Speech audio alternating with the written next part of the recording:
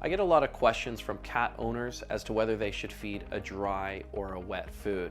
The first is that most veterinarians would probably recommend a mix of dry and wet food. There are benefits to each. I think the dry food does a good job at scraping the teeth a bit, prevents a bit of dental disease that can happen in that pet later in life. And that's really important for cats because cats later in life are prone to kidney disease.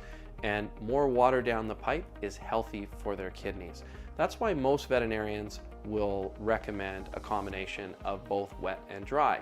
The other thing you have to consider with dry food is that it's going to be much more compressed and calorie dense.